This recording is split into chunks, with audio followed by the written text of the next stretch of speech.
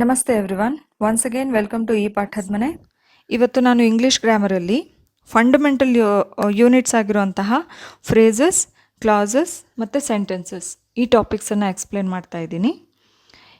ನಮಗೆ ಫ್ರೇಸಸ್ ಅಂದ್ರೇನು, ಕ್ಲಾಸಸ್ ಅಂದ್ರೇನು, ಡೆಫಿನೇಷನ್ ಗೊತ್ತಿರಬೇಕು, ಫಂಕ್ಷನ್ಸ್ ಗೊತ್ತಿರಬೇಕು, ಗ್ರಾಮ್ಯಾಟಿಕಲ್ ಯೂಸೇಜ್ ಗೊತ್ತಿರಬೇಕು. ಇದೆಲ್ಲ ಏನು ಗೊತ್ತಿದ್ದರೂ ಗೊತ್ತಿಲ್ಲದೆ ಇದ್ದರೂ ನಾವು ಇವುಗಳನ್ನೆಲ್ಲ ನಮ್ಮ ಡೈಲಿ ಕಾನ್ವರ್ಸೇಷನಲ್ಲಿ ಯೂಸ್ ಮಾಡ್ತಾನೆ ಇರ್ತೀವಿ.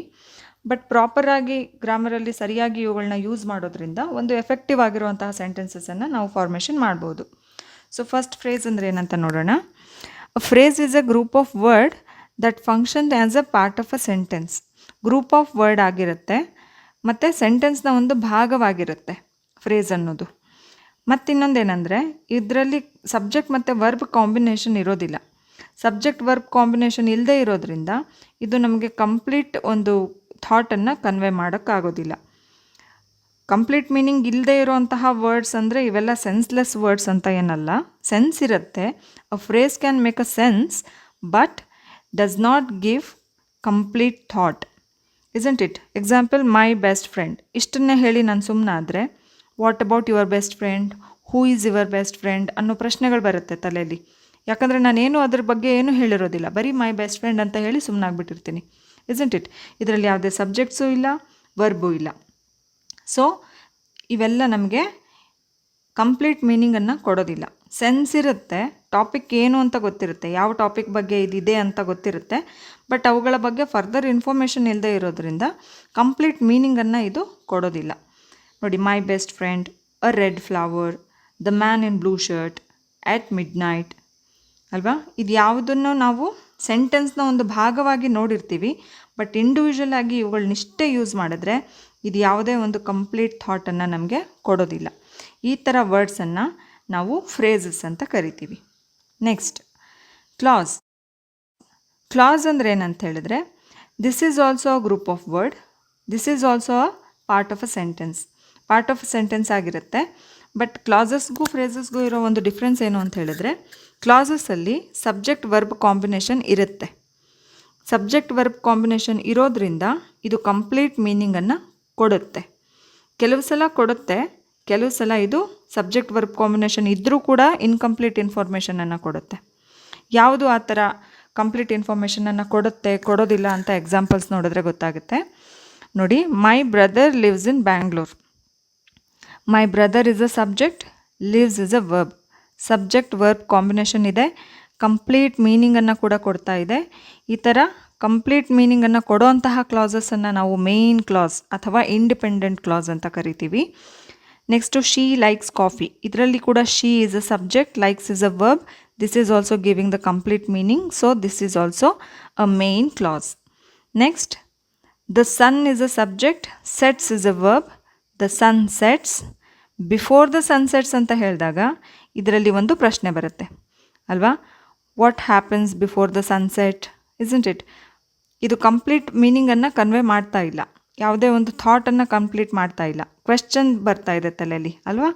ಈ ಥರ ಸಬ್ಜೆಕ್ಟ್ ಮತ್ತು ವರ್ಬ್ ಎರಡೂ ಇದ್ದರೂ ಕೂಡ ಇದು ಕಂಪ್ಲೀಟ್ ಮೀನಿಂಗನ್ನು ಕೊಡ್ತಾ ಇಲ್ಲ ಅಂತ ಹೇಳಿದ್ರೆ ಈ ಥರ ಗ್ರೂಪ್ ಆಫ್ ವರ್ಡ್ಸನ್ನು ನಾವು ಸಬಾರ್ಡಿನೇಟಿವ್ ಕ್ಲಾಸ್ ಅಥವಾ ಡಿಪೆಂಡೆಂಟ್ ಕ್ಲಾಸಸ್ ಅಂತ ಕರಿತೀವಿ. ಇಲ್ಲಿ ನೋಡಿ, if you want to succeed in life, what we have to do? We are not going to give any further information in this sentence. So this is also a subordinative clause. ಈ ಥರ subordinative clauses ಏನಂದರೆ independent clauses ಮೇಲೆ depend ಆಗಿರ್ತವೆ complete ಮೀನಿಂಗನ್ನು ಕೊಡಲಿಕ್ಕೆ. ಈ ಎಕ್ಸಾಂಪಲಲ್ಲಿ ನೋಡಿ, since it was late she decided to go home. ಎರಡು ಭಾಗ ಮಾಡಿದ್ರೆ, since it was late she decided to go home. She decided to go home ಅಂತ ಇಷ್ಟನ್ನೇ ಹೇಳಿದ್ರೆ ನಮಗೆ ಕಂಪ್ಲೀಟ್ ಮೀನಿಂಗ್ ಸಿಗುತ್ತೆ. But since it was late ಅಂತ ಹೇಳಿ ನಾವು ಸುಮ್ಮನಾಗ್ಬಿಟ್ರೆ ಇದರಲ್ಲಿ ಏನು ಕಂಪ್ಲೀಟ್ ಮೀನಿಂಗ್ ಇರೋದಿಲ್ಲ. ಸಿನ್ಸ್ ಇಟ್ ವಾಸ್ ಲೇಟ್ ಅನ್ನೋ ಒಂದು ಗ್ರೂಪ್ ಆಫ್ ವರ್ಡ್ಸನ್ನು ನಾವು ಸಬಾರ್ಡಿನೇಟಿವ್ ಕ್ಲಾಸ್ ಅಂತ ಕರಿಬೇಕಾಗತ್ತೆ. She decided to go home ಇದು ಕಂಪ್ಲೀಟ್ ಮೀನಿಂಗ್ ಕೊಡ್ತಾ ಇರೋದ್ರಿಂದ ಇದರಲ್ಲಿ ಸಬ್ಜೆಕ್ಟ್ ಮತ್ತು ವರ್ಬ್ ಕಾಂಬಿನೇಷನ್ ಕೂಡ ಇರೋದ್ರಿಂದ ಇದನ್ನು ನಾವು ಮೇನ್ ಕ್ಲಾಸ್ ಅಂತ ಕರಿಬೇಕಾಗತ್ತೆ. So next, sentence. ಸೆಂಟೆನ್ಸ್ ಅಂದರೆ ಏನಂತ ನಾವು ಮುಂಚಿಂದ ಕೇಳ್ಕೊಂಡು ಬಂದೇ ಇದ್ದೀವಲ್ವ. The sentence is a set of words, group of word ಆಗಿರಬೇಕು, ಕಂಪ್ಲೀಟ್ ಮೀನಿಂಗನ್ನು ಕೊಡೋ ಹಾಗಿರಬೇಕು. ಕಂಪ್ಲೀಟ್ ಮೀನಿಂಗನ್ನು ಕೊಡಲಿಕ್ಕೆ ಅದು ಯಾವುದೇ ಒಂದು ವರ್ಡ್ ಅಥವಾ ಗ್ರೂಪ್ ಆಫ್ ವರ್ಡ್ಸ್ ಮೇಲೆ ಡಿಪೆಂಡ್ ಆಗಿರಬಾರ್ದು. ಆ ಥರ ಒಂದು ಗ್ರೂಪ್ ಆಫ್ ವರ್ಡ್ಸನ್ನು ನಾವು ಸೆಂಟೆನ್ಸ್ ಅಂತ ಕರಿತೀವಿ. ಸೆಂಟೆನ್ಸನ್ನು 2 ಪಾರ್ಟಲ್ಲಿ ನಾವು ತಿಳಿಬೇಕಾಗುತ್ತೆ. First part subject, second part is predicate. Subject ಅಂದರೆ ಏನು? Subject tells us who or what the sentence is about. ಆ ಸೆಂಟೆನ್ಸ್ ಯಾರ ಬಗ್ಗೆ ಇದೆ ಅದೇ ಸಬ್ಜೆಕ್ಟ್ ಆಗಿರುತ್ತೆ. ಆ ಸೆಂಟೆನ್ಸಲ್ಲಿ ಒಂದು ಆ್ಯಕ್ಷನನ್ನು ಯಾರು ಪರ್ಫಾರ್ಮ್ ಮಾಡ್ತಾ ಇದ್ದಾರೆ ಅದೇ ಸಬ್ಜೆಕ್ಟ್ ಆಗಿರುತ್ತೆ. ಪ್ರೆಡಿಕೇಟ್ ಅಂತ ಹೇಳಿದ್ರೆ ಏನು? ಸಬ್ಜೆಕ್ಟನ್ನು ಬಿಟ್ಟು ಮಿಕ್ಕ ಎಲ್ಲ ಪಾರ್ಟನ್ನು ನಾವು ಪ್ರೆಡಿಕೇಟ್ ಅಂತ ಕನ್ಸಿಡರ್ ಮಾಡ್ತೀವಿ. ಇನ್ನೊಂದೇನಂತ ಹೇಳಿದರೆ, ಸೆಂಟೆನ್ಸಲ್ಲಿ ಒಂದು ವರ್ಬ್ ಅಂತ ಏನಾದರೂ ಇದ್ದರೆ ಆ ವರ್ಬು ಯಾವಾಗಲೂ ಪ್ರೆಡಿಕೇಟ್ ಪಾರ್ಟಲ್ಲೇ ಇರುತ್ತೆ. ಇಷ್ಟು ಸೆಂಟೆನ್ಸಸ್ ಬಗ್ಗೆ ನಾವು ತಿಳ್ಕೊಬೇಕಾಗಿರೋದು. ಎಕ್ಸಾಂಪಲ್ಸ್ ನೋಡೋಣ. I built a sand castle at the beach. ಈಗ ಇದರಲ್ಲಿ ಸಬ್ಜೆಕ್ಟ್ ಯಾವುದು ಅಂತ ತಿಳ್ಕೊಳ್ಳಿಕ್ಕೆ ನಾವು ಈ ಒಂದು ಸೆಂಟೆನ್ಸ್ಗೆ ನಾವೊಂದು ಕ್ವೆಶ್ಚನ್ ಹಾಕೋಣ. ನೋಡಿ, ಇದರಲ್ಲಿ ಫಸ್ಟ್ ಬಿಲ್ಡ್ ಅನ್ನೋದು ವರ್ಬ್ ಅಲ್ವಾ? ಈ ವರ್ಬ್ಗೆ ಒಂದು ಕ್ವೆಶ್ಚನ್ ಹಾಕೋದು. Who built a sand castle at the beach? I built a sand castle at the beach. I is our subject. ಮಿಕ್ಕ ಎಲ್ಲ ಪಾರ್ಟು ಪ್ರೆಡಿಕೇಟ್. ಬಿಲ್ಟ್ ಅನ್ನೋದು ಪ್ರೆಡಿಕೇಟೆಡ್ ಪಾರ್ಟಲ್ಲಿರುವಂತಹ verb. Next, people from all over the world come to see the Taj Mahal. ಇದರಲ್ಲಿ subject ಯಾವುದು? First ಇದರಲ್ಲಿ subject ಯಾವುದು ಅಂತ ತಿಳ್ಕೊಳ್ಳೋದಕ್ಕೆ ವರ್ಬ್ ಯಾವುದು ಅಂತ ನೋಡೋಣ. Come is a verb. Who come to see the Taj Mahal? People from all over the world. This is our subject and rest of the sentence is our predicate.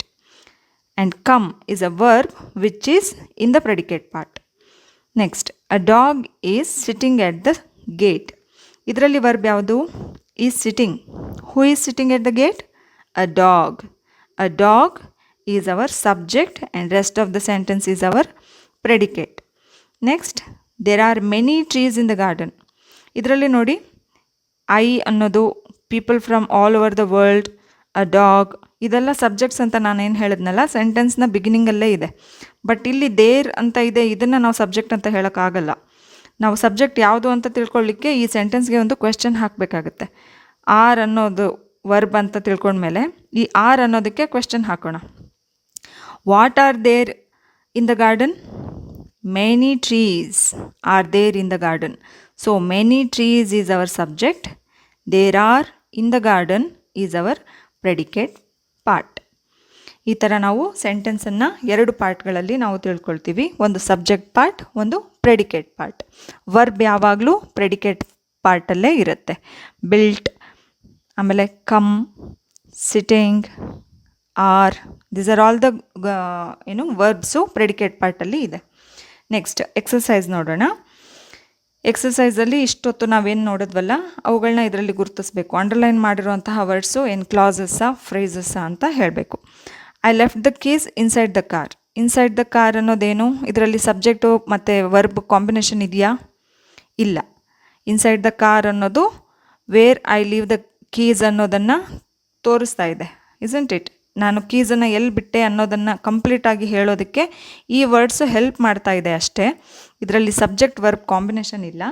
So this is a phrase. My best friend helped me, ಇದನ್ನು underline ಮಾಡಿದ್ದಾರೆ. What is this? ಇಷ್ಟನ್ನೇ ನೋಡಿ, ಅದನ್ನು ಮುಂದಿನದನ್ನು ಬಿಟ್ಟು ಇಷ್ಟನ್ನೇ ನೋಡಿ. My best friend helped me. My best friend is a subject, helped is a verb. So this is giving the complete meaning. So this is our main class ಅಥವಾ independent class. ಹಾಗಾದರೆ ಇದು ಏನು? When I was in danger. When I was in danger ಅಂತ ಹೇಳಿ ಇಷ್ಟನ್ನೇ ಕೈ ಬಿಟ್ಟರೆ ನಮಗೆ meaning ಗೊತ್ತಾಗೋದಿಲ್ಲ. ನಾವು ಕಂಪ್ಲೀಟ್ ಮಾಡಬೇಕು ಅಂದರೆ ಈ ಒಂದು ಸಬಾರ್ಡಿನೇಟಿವ್ ಕ್ಲಾಸ್ ಇಂಡಿಪೆಂಡೆಂಟ್ ಕ್ಲಾಸ್ ಮೇಲೆ ಡಿಪೆಂಡ್ ಆಗಿದೆ. ಇದು ಸಬಾರ್ಡಿನೇಟಿವ್ ಕ್ಲಾಸ್, ಇದು main clause. I was in danger. When I was in danger my friend helped me. ಇದನ್ನು ಒಂದೇ ಸೆಂಟೆನ್ಸಲ್ಲಿ ಸಬಾರ್ಡಿನೇಟಿವ್ ಮತ್ತು ಮೇನ್ ಕ್ಲಾಸ್ ಎರಡೂ ಒಟ್ಟಿಗೆ ಇದೆ. ಒಂದು ಸೆಂಟೆನ್ಸನ್ನು ಕಂಪ್ಲೀಟ್ ಮಾಡೋದಕ್ಕೆ ಹೆಲ್ಪ್ ಮಾಡ್ತಾ ಇದೆ ಎರಡು. Next, he speaks like a born leader. Like a born leader, ಇದರಲ್ಲಿ ಏನಾದರೂ ಸಬ್ಜೆಕ್ಟ್ ಮತ್ತು ವರ್ಬ್ ಕಾಂಬಿನೇಷನ್ ಇದೆಯಾ? ಇಲ್ಲ.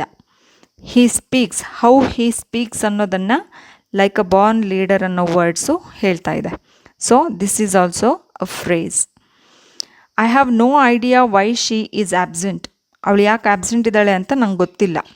ಐ ಹ್ಯಾವ್ ನೋ ಐಡಿಯಾ, ಇಷ್ಟನ್ನೇ ಹೇಳಿದ್ರೆ ನಮಗೆ ಮೀನಿಂಗ್ ಬರುತ್ತೆ. So this is our main class. Why she is absent? This is our subordinative clause. Next, did you enjoy watching the movie? Watching the movie ಅನ್ನೋ ವರ್ಡ್ಸಲ್ಲಿ ಏನಾದರೂ subject ಅಥವಾ verb combination ಇದೆಯಾ? ಇಲ್ಲ. So this is also our phrase. Next, the boy open the window although his mother told him not to. ಇದರಲ್ಲಿ ಏನಾಗಿದೆ? The boy open the window, the boy is a subject, opened is a verb, so this is giving the complete meaning, but this part of the sentence is depending upon the independent clause, so this is our subordinative clause. A boy opened the window is our main clause. Next, I cook. ಇದರಲ್ಲಿ subject ಯಾವುದು? I. Cook ಅನ್ನೋದೇನು? Verb. Subject ಇದೆ, verb ಇದೆ, complete ಮೀನಿಂಗನ್ನು ಕೂಡ ಕೊಡ್ತಾ ಇದೆ.